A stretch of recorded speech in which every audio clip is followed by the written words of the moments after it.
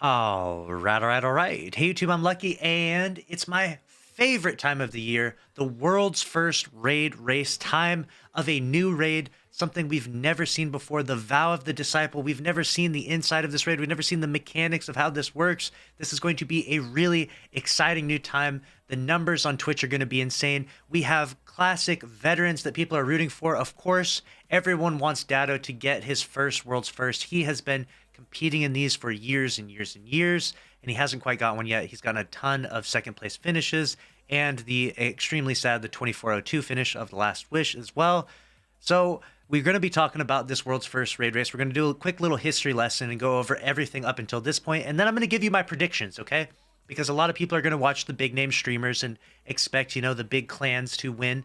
But I think there's going to be a bunch of surprises, and there's been a new trend that's been happening, and I've been covering this in recent raid race videos, and we'll see if I'm right. This will be like the third time's the charm type of thing, if I'm right in my predictions of the trends of these world's first raid races. So without further ado, let's go ahead and bring up these leaderboards here. We've got raid report right here. Here it is, the Vow of the Disciple world's first. Tomorrow, this list will be flooded with names. There will be one team here of 6 that will have beaten it first.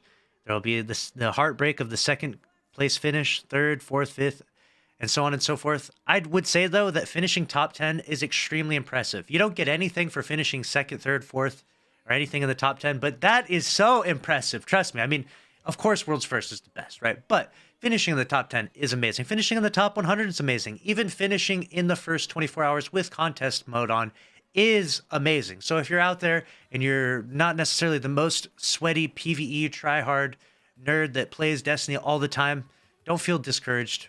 Give it a try. Go out there and try to get the 24-hour emblem, because you will feel a sense of accomplishment unlike anything else in Destiny 2. I can tell you right now, I got the Garden of Salvation emblem, and only 100 teams in the entire world beat it in the first 24 hours, and I was one of those less than 100 teams. And that was a really cool emblem and really cool time. And obviously I wear that emblem all the time. You already know about that. I wear that in all my videos. So going over the teams that I think are worth looking for. Of course, you've got the big names like Dado, you've got Redeem, but we're going to go over their placement and a little bit of other teams out there that are worth looking at. So one thing I will mention is that I don't think that looking at the Vault of Glass leaderboards is really not going to be that helpful, because we kind of knew what that raid was going to be like. Obviously, this is a reprised raid from D1 brought over to D2. And so I don't think that any of the placement or any of how well the teams did in either of those raid races has much validity in this, because we don't have any clue what this raid race is going to be like, what the mechanics are going to be like. So instead, I'm going to go back to the most recent original race where we had a fresh new look and no one knew what was going on, okay? We're going to go to the Deepstone Crypt, and we're going to look at the team that got first place. We've got Aoterra and Claude. This team has always done really well. These guys are super good at the game. We've got Saltagrepo in second place.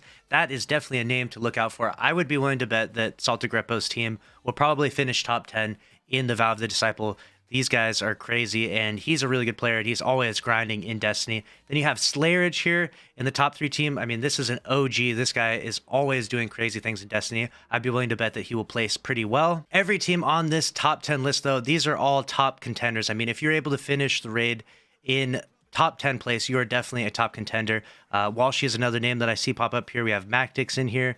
We have X Black and Antivis. This was a really good team. I believe this is the Garden of Salvation, world's first team. Down at the number 12 spot, we have Dado and his team. And now, don't get me wrong, I do think that Dado always has a good team, and he does have a chance for world's first, but it would seem like these world's first raid races are getting so much more competitive. There's so many more people competing now than there were back in the day. Back in the D1 days, there was like a handful of teams that were competing that you knew actually stood a chance. They were all streamer teams. They were people that had enough free time to actually grind up their gear, grind up their power level when that mattered. Now that we have contest mode, grinding your gear, grinding your power level doesn't matter as much. You don't have to know life the game from the start of the launch of the new season for the first week or whatever to get your gear as high as possible. You don't have to do anything like that. So basically, it went from being like a backyard competition to like a proper global competition, and now everyone knows about the world's first raid race if you're playing Destiny, and everyone is competing for it. Even at the beginning, there wasn't even any proper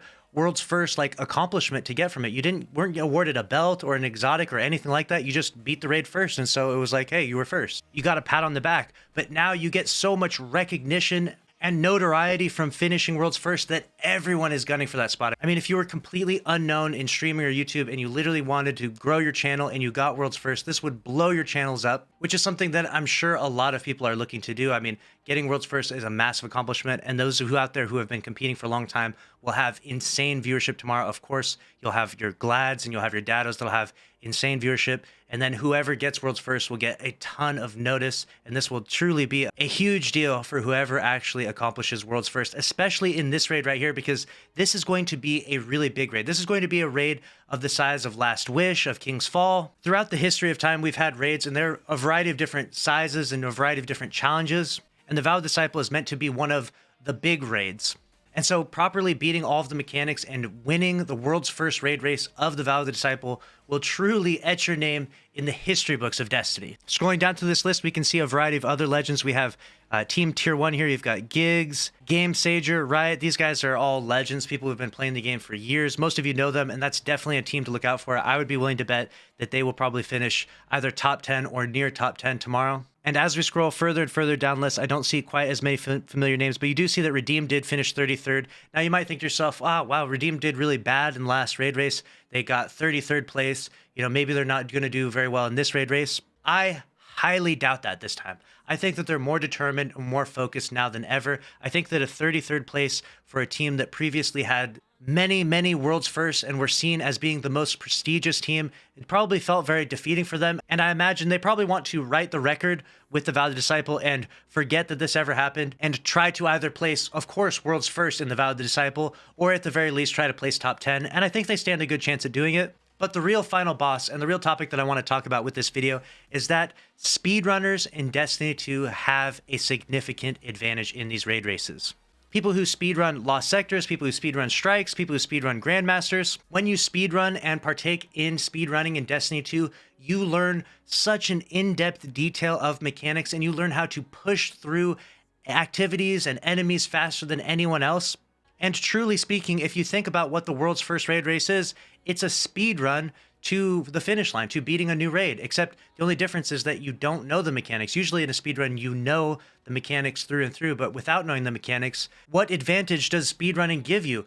The big advantage that speedrunning gives you is that you understand how to extremely efficiently clear ads and melt bosses better than 99.999% of the Destiny player base, which is why I strongly believe that these speedrunner teams and people that partake in speedrunning-like activities are going to get world's first, not just in the Vow of the Disciple, but every race here on out. Which is why we see the sort of OGs of these raid races like the Dados and the Glads and Redeems and stuff like that sort of fall off from the absolute top tier spot because they're not dedicated speedrunners. They're dedicated content creators. Their primary focus is on live streaming and making videos and entertaining people and managing communities. Their primary focus is not on speedrunning activities, and because that's not their primary focus, I think that speedrunners are going to continuously get world's first in these raid races, but I could be wrong tomorrow. I could be wrong. Let's go ahead and take a look at the Garden of Salvation. Now, it has been quite a while since the Garden of Salvation raid, but I do think that if you look at the data and information, you'll see a lot of similar names in the top spots of the Garden of Salvation, and that gives you a good indicator that these teams are badass, that these teams stand a good chance at getting world's first tomorrow in the Vow of the Disciple. You've got X Black and Antivis, this team right here. Of course, this team is going to do really well tomorrow. I mean, there's just no doubt about it. That team is going to absolutely kill it tomorrow. You've got Fami's team here. You've got Tier 1 that finished top 5. And this raid was a while ago. You can see that you have Redeem in the number 12 spot, Dado in the number 14 spot, and Saltagrepo in the number 17 spot. And there's this team again with Eoterra and Claw in the number 20 spot. All of those teams that I just mentioned stand a really good chance at getting world's first and finishing really high up tomorrow. I kind of hope that someone that we've never heard before gets world's first. That would actually be really exciting and really cool to see. Let me know your thoughts down in the comment section below. Who do you think is going to get world's first tomorrow in the Vow of the Disciple raid? I will make sure to announce the winner as soon as I get news of it. So make sure you're subscribed here with notifications on. Smash the like button. I'll see you in the next one. Thanks for watching. Later.